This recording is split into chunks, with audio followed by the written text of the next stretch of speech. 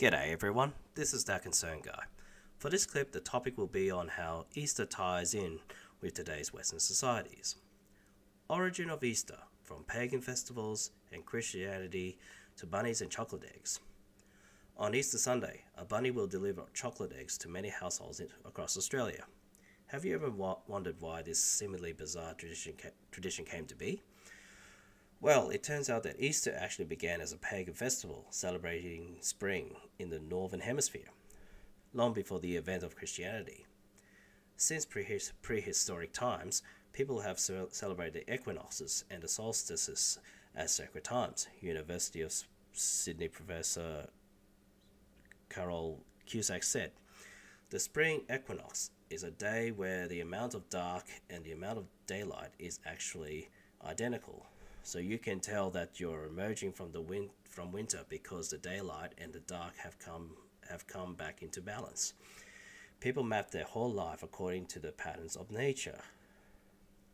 Following the advent of Christianity, the Easter period became associated with the resurrection of Christ.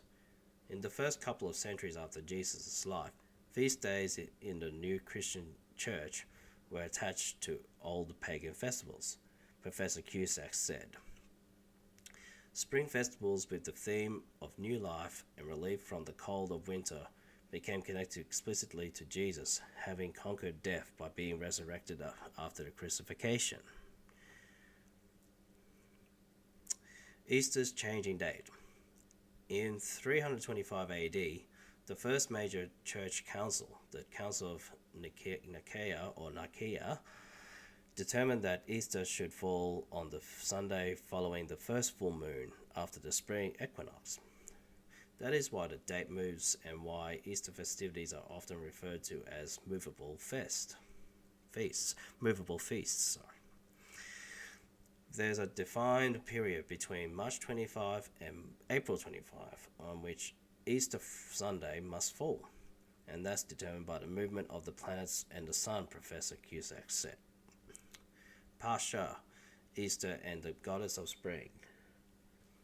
In most countries in Europe, the name for Easter is derived from the Jewish festival of Passover.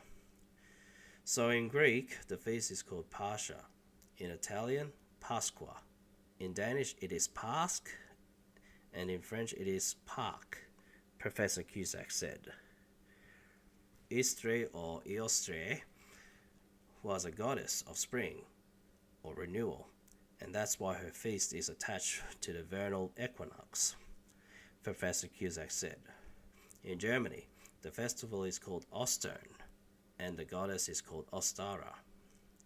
Rabbits and eggs as ancient symbols of new life.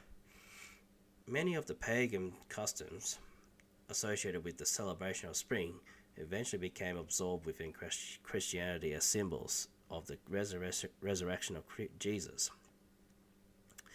Eggs as a symbol of new life became a common people's explanation of the resurrection. After the chill of the winter months, nature was coming to life again, Professor Cusack said. During the Middle Ages, people began decorating eggs and decorating them as a treat following Mass on Easter Sunday after fasting through Lent. This is actually something that still happens, especially in Eastern European countries like Poland, Professor Cusack said. The custom of decorating hard-boiled eggs or blown eggs is still a very popular folk custom. Rabbits and hares are also associated with fertility and were symbols linked to the goddess Eostre or Ostri. The first association of the rabbit with Easter, according to Professor Cusack, was a mention of the Easter hare in a book by German professor of medicine Georg Frank von Frankenau, published in 1722. He recalls a folklore that hares would hide the colored eggs that children hunted for, which suggests to us that as early as the 18th century, decorated eggs were hidden in gardens for egg hunts, Professor Cusack said. This information is from the www.abc.net MGTOW website. Fast forward to today's day and age, Western Europe and other Western countries such as Australia, the Easter celebrations are not really in the spotlight compared to decades ago, as the real sense of Easter, in the Western Christian sense, has diminished, that even the concept of only eating fish has lost its appeal among the younger generations. Not only that, but also the fertility rate among Westerners has also obviously decreased over the past 5 or 6 decades. But yes, of course, the immigration intake from non-Western countries has been on the high levels. In recent years, the immigration intake has been around the 200,000 or 400,000 mark. Now, by using this as a band-aid solution to Australia's low fertility rate, while the many young baba'es are enjoying their liberated lifestyles by being childless, having their lattes and being oblivious to what is happening around them, the increasing presence of less than adequate non-Westerners surrounding them have large families, and being on welfare, and how all this is putting pressure on the Australian environmental resources and the Australian welfare system.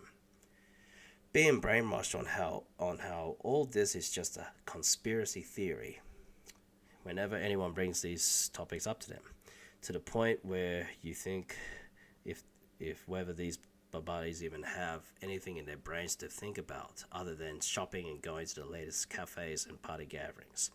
What's worse is that a large number of babais are kepias, as they look down on you even though you don't want anything to do with them. An elitist mindset that is so conceited that their own arrogance will lead them to make their beds and lie on them.